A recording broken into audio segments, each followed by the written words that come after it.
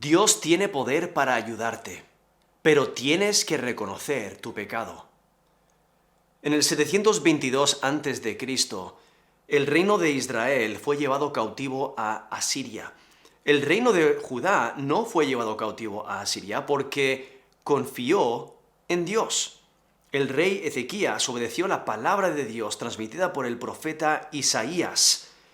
Y por ello, aunque hubo mucha destrucción, 46 ciudades fortificadas de Judá cayeron ante Asiria, hubo mucha destrucción en los campos, pero aún así no fueron llevados cautivos a Asiria porque Dios peleó por ellos. Dios destruyó el ejército de Asiria. Nos dice Isaías 37, versículo 36. Y salió el ángel de Jehová y mató a 185.000 en el campamento de los asirios. Y cuando se levantaron por la mañana, he aquí que todo era cuerpos de muertos. Sin embargo, el rey Ezequías no fue tan fiel como debería ser, y él, después de recibir a unos embajadores de Babilonia, el profeta Isaías profetizó el cautiverio de Judá en Babilonia, ahí en Isaías 39, lo cual se cumplió en el año 586 a.C. Pero aquí, en Isaías 64, el profeta Isaías está considerando todo el sufrimiento, repasando un pasado trágico en el pueblo de Israel y empieza a pensar, si solamente Dios hubiera actuado para ayudar a su pueblo con todo su poder, las cosas hubieran sido muy diferentes. Por ello, en Isaías 63, desde el versículo 7 hasta Isaías 64, versículo 12, vemos que es una oración de confesión e intercesión. Es un lamento de los pecados de la nación completa. Pero considerando si Dios hubiera actuado con todo su poder, como lo hizo a través de la historia de Israel. Nos dice en Isaías 64, versículo 1, «Oh, si rompieses los cielos y descendieras, y a tu presencia se escurriesen los montes». Vemos esas palabras que describen una teofanía, una manifestación de la presencia de Dios, el temblor de los montes, el fuego santo.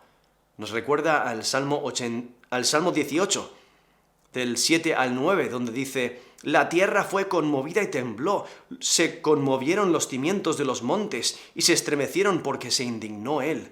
Humo subió de su nariz, y de su boca fuego consumidor. Carbones fueron por él encendidos. Inclinó los cielos y descendió, y había densas tinieblas debajo de sus pies. Eso es Salmo 18, desde el versículo 7 al versículo 9, donde describe una manifestación de la presencia de Dios. Eso es lo que está pidiendo Isaías. Si hubiera ocurrido eso, porque realmente está hablando del pasado, si hubiera ocurrido a través de la historia de Israel, en esos momentos de sufrimiento y de opresión, cuando el enemigo les acechaba, y les perseguía y les dañaba, si Dios hubiera acudido y ayudado. Es que el deseo es que Dios hubiera intervenido hace mucho tiempo. Todo hubiera sido muy diferente. La presencia de Dios lo hubiera cambiado todo. Continúa Isaías 64, versículo 2, dice, «Como fuego abrasador de fundiciones, fuego que hace hervir las aguas, para que hicieras notorio tu nombre a tus enemigos, y las naciones temblasen a tu presencia».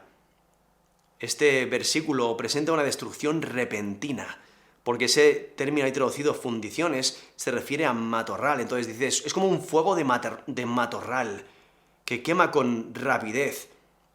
También describe un cambio irresistible, cuando dice fuego que hace hervir las aguas. Es que si Dios hubiera descendido, todo enemigo hubiera perecido. Y por ello Isaías pide que Dios haga su nombre conocido con su poder destructivo y transformador.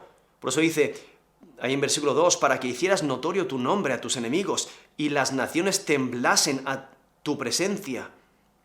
Es que la manifestación divina tiene el propósito de que todo el mundo conozca quién Dios es y lo que hace por su pueblo.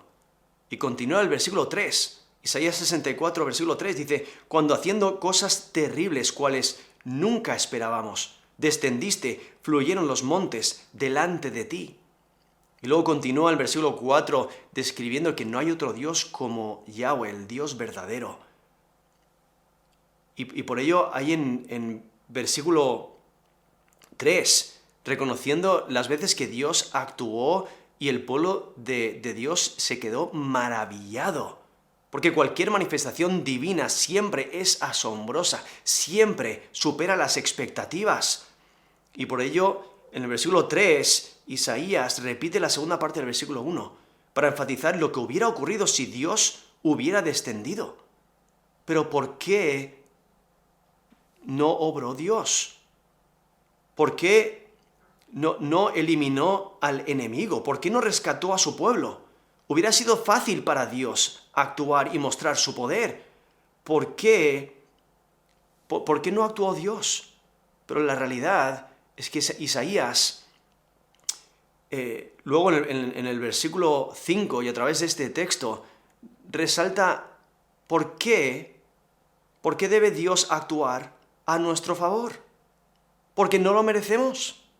No merecemos su gracia. No merecemos su misericordia. Porque nos dice en el versículo 5, Isaías 64, versículo 5, te enojaste porque pecamos. En los pecados hemos perseverado por largo tiempo. ¿Podremos acaso ser salvos? Eso es Isaías 64, versículo 5. Y es que Dios tiene poder para ayudarte, pero tienes que reconocer tu pecado.